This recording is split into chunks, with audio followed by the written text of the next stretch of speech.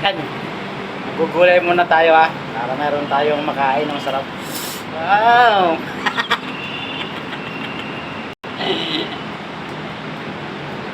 Gugulay muna tayo ng magsasabaw tayo ng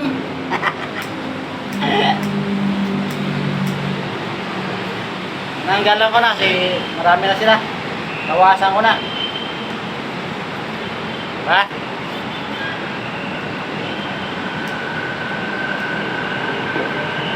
Yan, bye-bye. Diyan muna kayo ha. Sarap to pag nilagyan ko ng bangus. Tsaka lagyan ko ng paminta. Asin. Wow, sarap na.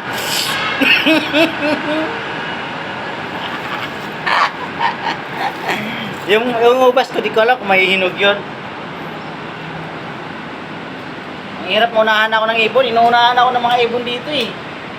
Mga tanim kong pichay. Inuunahan ako eh. Saan ko napisala sa akin eh.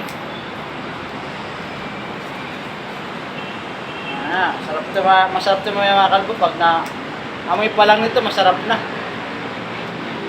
Amoy pa lang, amoy. Pag kumukulok-kulok.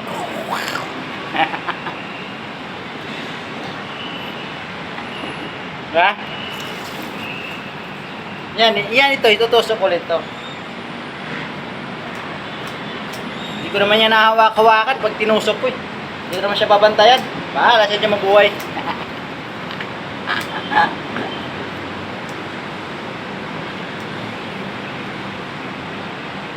Maganda nga to dito, munggo.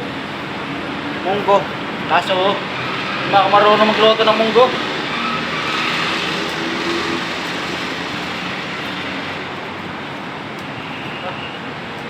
Dami ito, di ko maubos to. Nasarapan lang kasi ako mag-harvest kasi magaganda yung tinan mo. Nasarapan lang ako mag-harvest.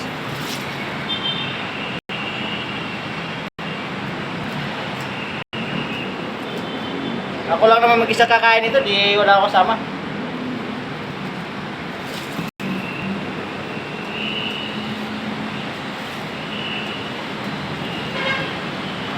Talagang nasarapan lang ako po talaga, promise.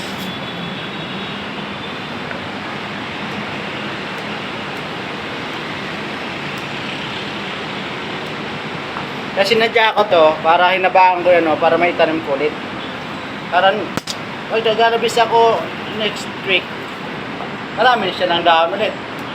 Dami na sa talpos.